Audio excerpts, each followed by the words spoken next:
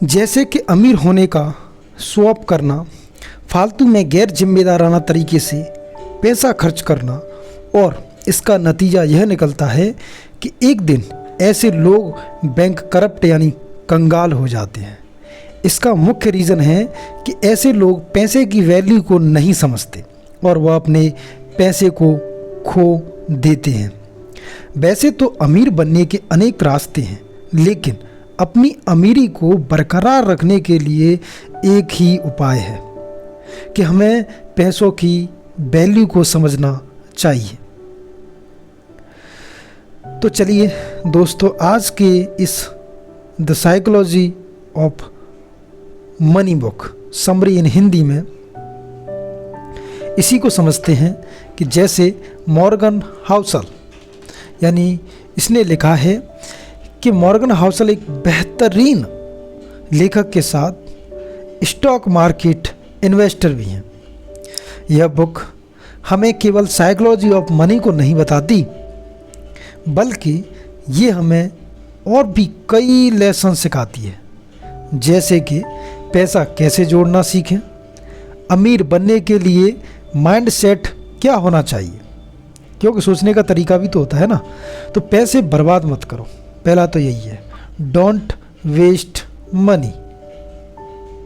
चलिए इसे हम एक कहानी के माध्यम से समझते हैं। ऑर्थर मॉर्गन हाउसल अपने बुक में लिखते हैं कि जब मैं एक होटल में काम किया करता था तो उन दिनों हमारे होटल में एक टेक्नोलॉजी एग्जीक्यूटिव आया करता था, जिसने अपने यंग एज में ही बहुत सारा पैसा और कंपनियां बना ली थी, लेकिन वह पैसे की कदर नहीं करता।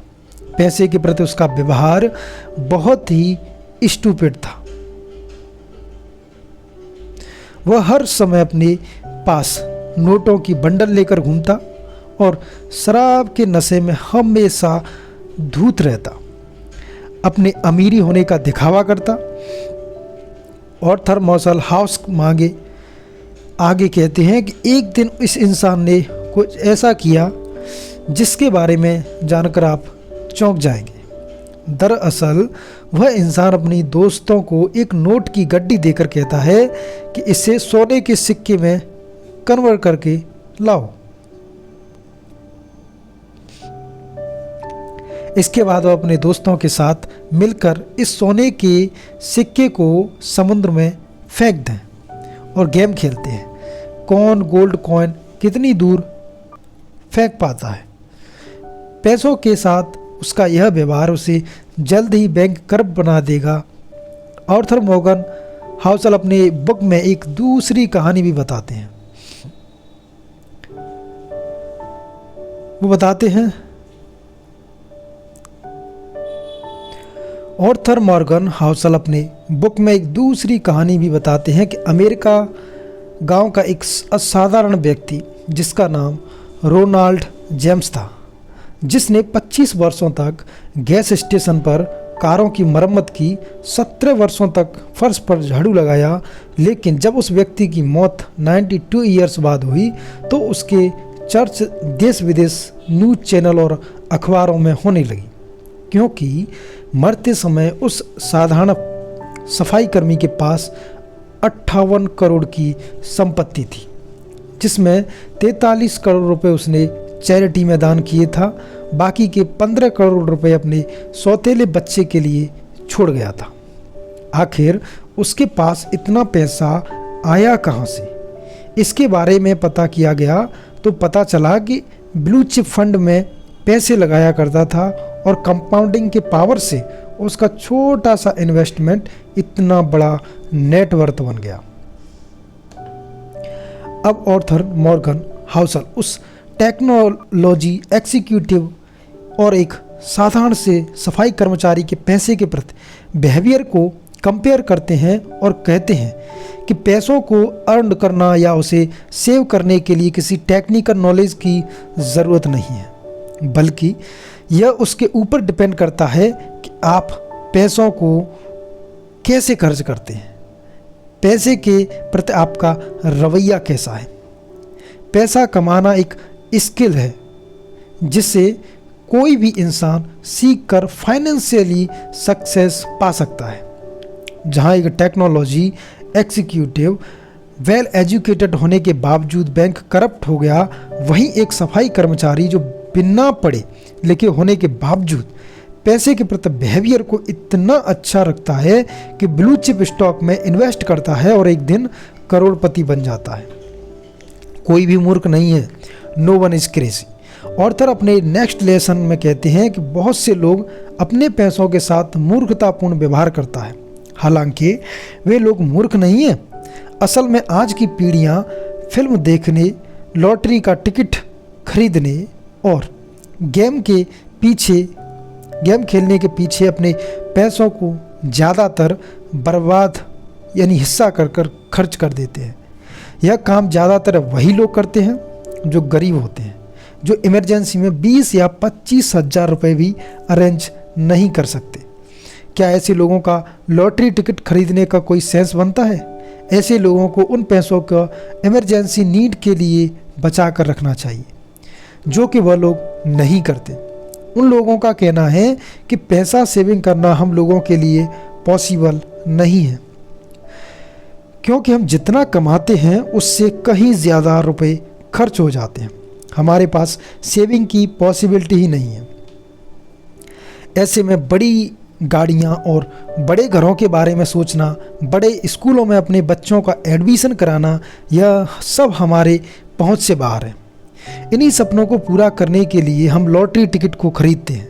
आपको यह बात मूर्खतापूर्ण लगेगी, क्योंकि जिस चीज़ को कोई पाना चाहता है वही चीज़ आपको बहुत ही आसानी से मिल जाती है, लेकिन आप उसकी कद्र नहीं करते। जो किसी दूसरे व्यक्ति के लिए सपना है। ऑर्थर मॉर्गन हाउसल इस कहानी के जरिए लोगों को यह संदेश देना चाहते हैं कि चाहे वह व्यक्ति गरीब हो या मिडिल क्लास से बिलोंग करता हो या बहुत अमीर हो, वह अपने फाइनेंशियली रिलेटेशन फैसले एक्सेल शीट का एनालिसिकल करके नहीं लेता, बल्कि वह अपने फैसले परिस्थितियों और भावनाओं से प्रभावित होकर लेता है। ऐसा हो सकता है कि जो फैसले मैं लूँ वह आपको मूर्खतापूर्ण लगें, या यह भी हो सकता है कि जो फैसले आप लें वह मुझे मूर्खतापूर्ण लगें। लेकिन हमारी फाइनेंशियल सक्सेस या ग्रोथ इस बात पर डिपेंड करती है कि हम परिस्थितियों और भावनाओं के ऊपर नियंत्रण रखते हुए अपने पैसों को किस तरह से मैनेज या फिर सदुपयोग करते हैं। भाग्य और जोखिम, लक एंड रिस्क। भाग्य और जोखिम के बारे में ऑर्थर मॉर्गन हाउसल का कहना है कि भाग्य और जोखिम भाई भाई हैं। ये दोनों वास्तविकता के प्रमाण हैं। जीवन में हर नतीजा व्यक्तिगत प्रयासों और भाग्य पर भी निर्भर करता है, जिससे जोखिम भी जुड़ा होता है। इसे हम कहानी के माध्यम से समझते हैं, जिसका वर्णन मॉर्गन हाउसल ने अपनी बुक में किया है। वह लिखते हैं कि 1968 में जब बिल गेट्स एक स्कूल में पढ़ते थे, उस समय पूरे वर्ल्ड में 30 करोड़ उनके जैसे स्टूडेंट हाई स्कूल में पढ़ा करते थे। वह जिस लेक साइड स्कूल के में पढ़ा करते थे फाइनेंशियली मजबूत थी। उनके पास बच्चों को सिखाने के लिए कंप्यूटर भी था। बिल गेट्स उस दौरान के लक्की स्टूडेंट थे जिन्हें कंप्यूटर सीखने का मौका मिला। ऑन रिकॉर्ड बिल गेट्स ने एक इन्वेस्ट में यह बात कही थी, अगर लेक साइड स्कूल नहीं होता तो शायद मेरी कंपनी माइक्रोसॉफ्ट भी नहीं होती। इस प्रकार से बिल गेट्स के सक्सेस होने के पीछे बहुत सारे फैक्टर थे, लेकिन उसी में से लक एक था। बिल गेट्स अपनी स्कूली दोस्त केंट इवन के बारे में कहते हैं कि अगर केंट ने मेरे साथ ही स्कूल छोड़ दिया होता तो आज वह मेरे कंपनी माइक्रोसॉफ्ट के फाउंडर होते। लेकिन उन्होंने अपनी पढ़ाई जारी रखी और माउंटेन क्लाइंबिंग के दौरान उनकी मौत हो गई। उन्होंने उस जोखिम का सामना किया जो लाखों में से कोई एक व्यक्ति करता है, क्योंकि माउंटेन क्लाइंबिंग करने लाखों लोग जाते हैं, लेकिन उनमें से मरता कोई एक ही है। इस प्रकार से लेखक मॉर्गन हाउसल भाग्य और जोखिम को समझाते हैं। जिसका मतलब यह हुआ कि बिल गेट्स के सफलता के पीछे उनके भाग्य का हाथ है। हालांकि सफलता मिलने के पीछे भाग्य के अलावा और भी कई फैक्टर होते हैं, जैसे कि एफर्ट, हार्ड वर्किंग, डिसीजन, सही मार्गदर्शन पर काम करना इत्यादि कभी भी पर्याप्त नहीं है। एवं मनी ऑफ साइकोलॉजी के बारे में समझने के लिए लेखक कोलकाता में जन्मे रजत गुप्ता का उदाहरण देते हैं और बताते हैं कि रजत अनाथ होने के बावजूद 40 साल की उम्र में प्रेजेंटेगस कंसल्टिंग फर्म मैकनी के सीईओ बने। उनके पास 2008 के दौरान कुल 100 मिलियन थे, जिसे वह चाहते तो बैंक में रखकर इन्वेस्ट इनकम के लिए बिना कुछ किए बैठे 2 घंटे में 10,000 रुपये या फिर 1 लाख रुपए कमा सकते थे। लेकिन वह इतने पैसों से संतुष्ट नहीं थे। वह करोड़पति से अरबपति बनना चाहते थे। उस व्यक्ति में गोल्डमैन सच इन्वेस्टमेंट बैंकिंग कंपनी के डायरेक्टर थे। उनके पास इतना पैसा रहने के बावजूद वह लालच में आ गए और ऐसा काम कर दिया जिससे वर्षों का बनाया रेपुटेशन मिट्टी में मिल गई। वह बोर्ड मीटिंग में मिले सीक्रेट जानकारी को फाइनेंशियल प्रॉफिट के लिए बेच दिया करते थे। इनसाइडर ट्रेडिंग के गुनाह में उन्हें दोषी करार देकर जेल में डाल दिया गया। रजत गुप्ता में एग्जाम्पल से लेखक समझना चाहते हैं कि ऐसे बहुत लोग हैं जो अपनी फाइनेंशियली गोल को अचीव कर लेने के बावजूद भी दूसरा फाइनेंशियली गोल अचीव करना चाहते हैं। ऐसे लोग रुकते ही नहीं, एक फाइनेंशियल गोल पूरा होने के बावजूद दूसरे गोल को पूरा करने में लालच में लग जाते हैं। लेकिन ऐसा न कर पाने पर पैसे से ज़्यादा अपने परिवार एवं सुख शांति को महत्व दें, क्योंकि ज़्यादा पैसा लालच आपके दिमाग शांति को भंग कर सकता है। इन सभी के अलावा दूसरे व्यक्ति के फाइनेंशियल ग्रोथ से अपनी ग्रोथ की तुलना कभी ना करें। जैसे कि मेरे दोस्त के पास रेंज रोवर है, ऑडी है, तो मेरे पास भी होनी चाहिए। ऐसी सोच को अपने दिमाग से निकाल देना ही ठीक है। Money compounding, the psychology of money compounding के विषय में कहना है कि वॉरेन बफेट जब बच्चे थे तब से स्टॉक मार्केट में इन्वेस्ट करते थे। आज के समय में उनकी नेटवर्थ 86.5 बिलियन डॉलर है। इसमें से उन्होंने 81.5 बिलियन डॉलर रिटायरमेंट यानी 60 वर्ष की उम्र में इकट्ठा की है।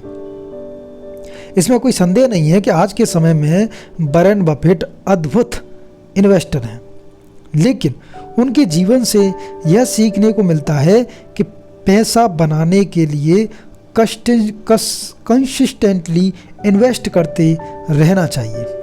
यहाँ एक नॉर्मल इंसान 20 वर्ष की आयु में पढ़ाई करता है, वहीं वॉरेन बफेट उस समय 9.3 मिलियन डॉलर के मालिक थे। इस उदाहरण को देकर यह कहा जा सकता है कि वॉरेन बफेट के कामयाबी के सबसे बड़ा रीजन छोटी उम्र से ही इन्वेस्ट करना है, जिसे उन्होंने रिटायरमेंट की उम्र तक कंटिन्यू चालू रखा था। ऑर्थर मॉर्गन हाउसल अमीर बनना या फिर कटिंग अमीर बनना रहना के विषय में उनका कहना है कि अमीर बनना बहुत आसान है, लेकिन हमेशा अमीर बने रहना इतना आसान नहीं है, क्योंकि ज़्यादातर लोग बिजनेस स्टार्ट के बाद कुछ दिनों में फेल हो जाते हैं।